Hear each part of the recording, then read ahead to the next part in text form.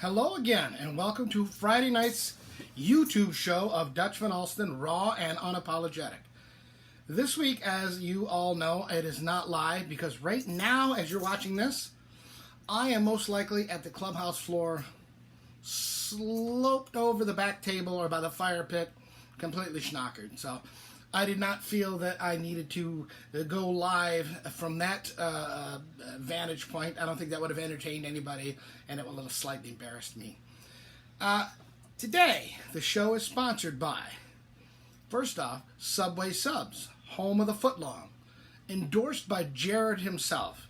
Jared loves the foot... What? Bubbles is interrupting. What? Jared. The guy, the footlong, lost all the weight. He did what? You're kidding me. Well, it's no wonder he endorses the footlong now.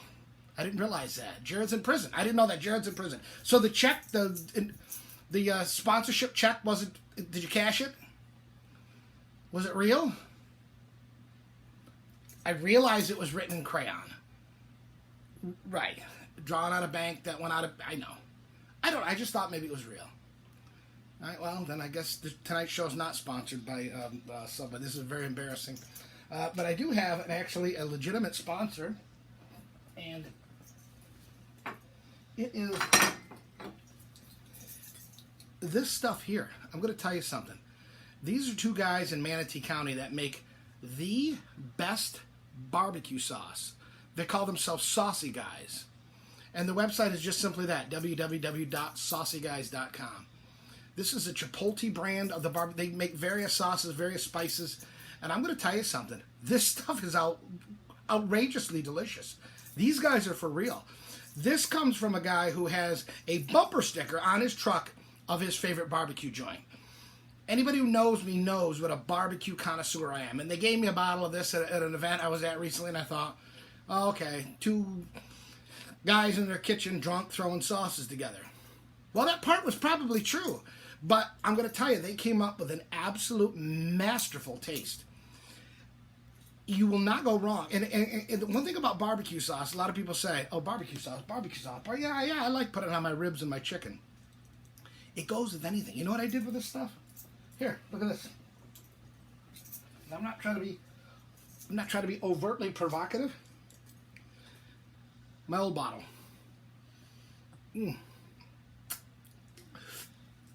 I'm not kidding. Right out of the bottle. Oh my God, it is so good. I dipped it in crackers. I dipped it in vegetables. I put it on my salad. I made this nice chicken salad the other day. And all these fresh garden greens, healthy stuff. Because I need healthy food. And I put that on top. It was fantastic. So, I mean, to limit yourself to chicken or ribs, you're doing yourself a disservice. Mix it with cottage cheese. Mix it with your eggs. Put it on your salad. Dip vegetables in it. That way you can justify their treat and healthy. I'm telling you, this stuff is delicious. Again, I'm not kidding. These guys are for real. www.saucyguys.com. Free delivery. The price is... This was a $7 bottle of barbecue sauce. You think, oh my God, I can buy it for $3. Yes, you can. And it tastes like crap. It tastes like it was made in some industrialized kitchen in the warehouse in the Bronx somewhere of a building that has been shut down for 45 years. No offense to the Bronx. I have friends in the Bronx. But seriously, these guys are local. They will deliver it $7 for this bottle, and they will ship it for free. Free. So if you buy a bunch of bottles, and of course they have a gift package where you can buy several ones, several different spices. I also bought a buffalo type of spice. Fantastic. Put it all on my chicken last night, dumped this stuff on it. You know that movie, Gone in 60 Seconds? It was pretty close to that when it was on my plate. So, those guys are legit. Anyway, have you noticed I'm not pushing up my glasses every 5 seconds? And again, I wear these glasses because I have tired, ugly, old eyes. Please remember that. I'm not trying to look macho. I'm not trying to look cool. I'm just trying not to look old and worn out. Because I am. And that is because a listener sent me this. And no, I'm not kidding. This is what he sent me last week. And I'll be damned if it doesn't work. So thank you, Chris Hickok of Santa Barbara, California. I won't give them your address, I promise, because they'll be knocking at your door and wanting some of this stuff. This made my day. I was having a shitty week, shitty day, shitty decade, shitty century, and this just made my day. I just laughed so hard when I saw this. So I really appreciate you listening, and I appreciate you sending me a much-needed gift. Again, we are Raw and Unapologetic. We are the no coronavirus, none of the time show. If you need to feed that beast, that misery beast, where you just need to wake up and roll around in misery all day long, there's plenty of other radio stations that are doing that. Even though they claim to be biker related, this is all they talk about. I, for one, have had my coronavirus test, COVID-19 test. Here, I'll just show it to you. I don't want to hear any more grief, people. Are you reading this? Huh? I'm going to leave it up there for a couple seconds, all right? 10 seconds. 10, 9, 8. Take a screenshot if you don't believe me. What was that? 8. Come after 8. Sesame Street, Count Dracula. 8, 7, 6, 5, 4, 3, 2, 1. Do you see that? Do you see the top one? COVID-19 negative. Do you see it? Negative. I am as healthy as a horse who eats a lot of hay. Okay? I don't want to hear any more grief. This is why I don't wear a mask out in public. Bingo! Negative. COVID. Healthy. Non-infectious. It's okay to come near me. I swear to God. All right. I was having a bad day, which is not that overly surprising. And you know something? I took a mental health day off last week. And I just went for a little ride. And it was one of those rides where I thought I need to go where, because people suck in general. Sorry. Not my listeners. Not the people who read my books. You're the best. People outside of that circle who weren't sophisticated enough to appreciate my humor or my literature, they suck. And I needed to go where there were no people and there's no red lights, because I don't know if you know this. Have I shared this with you? There's a microchip planted in my brain that triggers every single fucking red light from here to wherever I go to. If someday there's a bridge from here to the moon and there's red lights, it's going to trigger it. So I drove inland in the state of Florida. Now, a lot of people think, Florida, palm trees, beaches. Yeah, that's true, along the coast.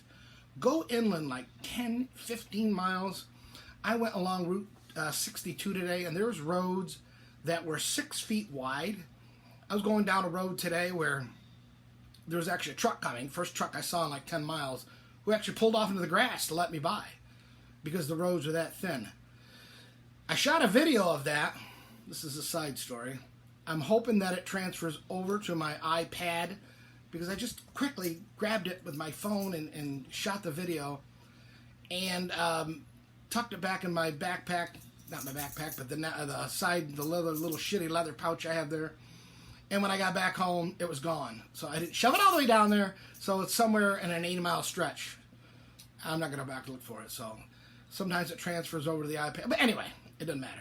It was just such a great... It doesn't sound... I already sound frustrated, don't I? But it was such a great ride. So much so, I like to listen to music when I ride. And I know there's some of you out there who say, I don't need any music when I ride. I hear the sound of the motor. And that's my sound. That's my music. Well, good for you, okay? I guess yours is this big. Okay? Congratulations, you don't need music. I do. I don't really give a shit what you listen to. I don't care if you don't listen to it. I don't care. I can't stand people like that. Anyway, I listen to music. I just had an old-fashioned freaking set to a radio. Not satellite radio, no iPod music. It was set to 105.5 here in Tampa, which is allegedly classic rock or classic music, which I call drop a line, smoke a bowl, take a shot, turn on MTV music, because that's what it was in my day. Back in my day! But it was so serene and so peaceful that I was riding along, and there was a Barry Manilow song playing on the radio that I didn't even notice. I didn't even recognize until I realized I was singing along with it. We're just ships that passed in the night. I'm thinking, oh, Jesus Christ. I don't want to listen to this garbage. And for those of you who are saying, how'd you know enough to sing along to it if you've never heard it? Well, let me answer that. Because again, back in my day, we had one stereo in the house. It isn't like you spoiled little creeps today who have this technologically advanced room that you go to at night that has computer and internet access and this pad and that pod and this pod and portal virtual this and portal virtual that and your TV. And you know what we had? We had a fucking bed. That's it. No kidding. Honest to God. I had a desk in the corner that I never used. But we had one stereo in the house, and I was the youngest, so guess what I got to listen to? Whatever the oldest siblings wanted to listen to. And the oldest used to listen to Kiss all the time. And my sister used to listen to Barry Manilow. So those songs just got ingrained in my head over the years. Drove me crazy. Excuse me. I got to listen to, the only time I got to listen to any kind of music is if I could sneak into the closet with my little transistor radio and listen to what I want. You know, not like you kids nowadays who sneak into the closet with your other electronic devices and you're doing everything but, well, you know, anyway. I had a girlfriend one time say, she called me a fanalo. You must be a fanalo. You're a fanalo. I said, really? You're an ugly, self-righteous, nasty, cold-hearted, lying bitch. Now what? Bubbles, what? All right. Bubbles says that was a little rough, and she's right. She actually was quite a pretty girl, so I take that part back. Anyway, but it was just such a peaceful ride. I didn't realize what I was even listening to. So, of course, I took that crap out of my ears. But God damn it, you just need that now and then. I sometimes forget when I get in these little funks, which I've been in lately for quite a long time here, and I don't want to do anything. I just been staying home and hanging out with the dogs. I've been kind of forcing myself to go maybe 10 miles down the road, 15 miles down the road. I had a great time with Kid Andrew last week, who's who am I pointing to? That guy there on the cover of my book. Great guy, he really is. Took me over to Woody's Riverview, which is right around the corner here. Had a good time, but I needed to get out. But I forced myself to just go, and it used to be therapy for me. And I remember today, it really was therapy for me. And that ride was just the best. And sometimes just, I think we all forget sometimes just being alone on our motorcycle. Solitude sometimes is just the biggest blessing you can have. Because if you don't have solitude, that means people are around. And then you got to rely on them not to be assholes. You know, and then you just want to like smack them with this fucking hand sometimes because they're so stupid. Well, not this hand, because this is a dirty, naughty hand over the years. Very bad. Done very bad things. So, maybe this hand. But either way, I felt very good. I kind of got enthused about my writing again. Oh, by the way,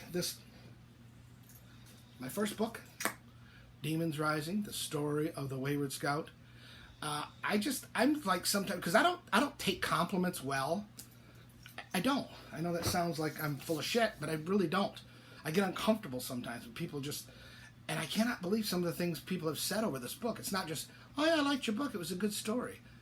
I mean, I get people like stare at me and go, oh my God, I cried at this part, or I laughed at this part, or that one line just woke me up to, you know, I've always thought this, but I never could put it into words.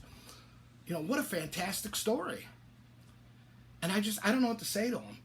And Kit Andrew got to read, he's really the first one, other than the beta readers and the woman who edited it. But both of those read it from more of an academic point of view, looking for, you know, sentence and, you know, flow and character dynamics and realism mixed in with literary license. And my editor she's not a content editor, and that's great because I don't want her to be.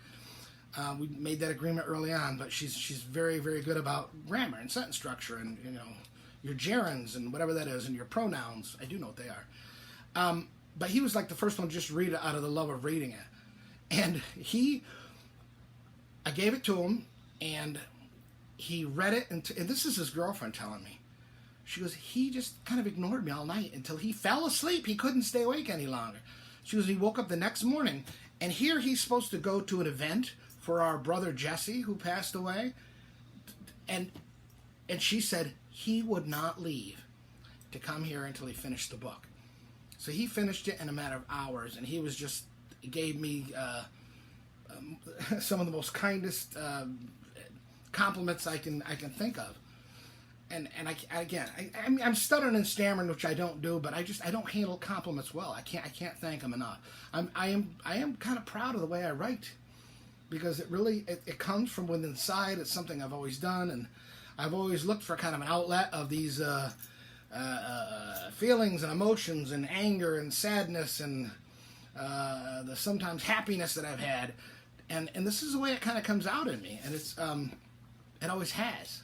So to think that it can come out and convey a picture and a story that other people can appreciate means the world to me. It does. We are about 16 minutes in. I don't see me getting to the story of Magellan this week, and I apologize. I will do that next week. Again, Magellan is a friend of mine. He was going to be part of a new chapter. He was going to be an officer of the club we were going to start, and things went all sideways, and he got angry and took off, and last words we said to each other were pretty ugly. They really were. But I've always liked him. I always did. I just, even when we weren't speaking to each other, I thought, hey, he's just such a good guy. He really was. And we contacted each other on Facebook recently. I said, I told this story about your nickname back when I was on the radio about 6 months ago. And he just got the biggest kick out of it. And he's a good guy. That's Dave Cornell. And I do plan on seeing him because he moved down in my area. So, bully for me. Anyway, I guess I'm going to kind of wrap it up here. Thank you again for tuning in. What? I know. Yes, hold on. Okay, listen to me, Bubbles. When you try on a shirt, when you're going to compare the two, right? You wear one, then you step out of the room, okay? You put the other one on and you come in. That way I have a fair assessment of both shirts, okay? When you just strip off shirt one, throw it on the floor, and you stare at me at those things, how is whatever you put on to cover those things going to compare to what I'm seeing now? It's not going to. It's not fair to shirt number 2. Shame on you for disrespecting shirt number 2, because I'm going to hate it now because it's covering what I'm looking at now. Jesus. No, I didn't say leave. No, come here. I got to talk to you. Yeah, I know I'm not talking. All right, go try number shirt 2. Tongue-tied, I'm sorry. Anyway, please visit my website. It's www.dutchvanalston.com. Check out my books. I'm taking, this is a very serious endeavor. This is not just some, kind of like the barbecue sauce. It's not just some guy who just threw words on a piece of paper and said, oh, I sold 4 copies. I'm famous. This is a serious endeavor. I plan on making a living on this. My goal is to, by January of 22 at the very latest. Actually, my goal is this time next year. But my realistic goal is January of 22. It's not even a goal. It's what I'm going to do. I am going to make this my full-time work. It's my passion. It's my belief. I love to write. I just need people who are going to love to read to help me make that dream come true. And those of you who have done it thus far, I can't thank you enough. I really can't. I mean, I expected just polite mannerisms of, oh yeah, it was a good book, thank you. And I've got a couple of those. But most of the compliments have been this deep, in-depth, like, wow moment that they had. Like, they just loved it. And man, does that just help a guy who needs his ego inflated, because it doesn't happen that often. It really doesn't. That's why I have dogs. So I'm gonna narrow it down here. I'm gonna sign off here. Again, saucy guys. This is the Chipotle barbecue sauce. I'm telling you. Go to their website, www.saucyguys.com. Order 1 bottle if that's all you want to try. $7, and they'll ship it to you. I don't care if you're in Alaska. I don't care if you're in Hawaii. They will ship it to you for nothing. What do you have to lose? Just try it. I guarantee you're going to be hooked. And then the next time you order it, you're going to order like a ton of them, which will save you some money. And it's fantastic. Crackers, vegetables. I put it in my oatmeal the other day. Okay, that's not true. But I would if I ate oatmeal. Anyway, I'm out. Dutch is out. Love y'all. Thank you. See you next week. Take care.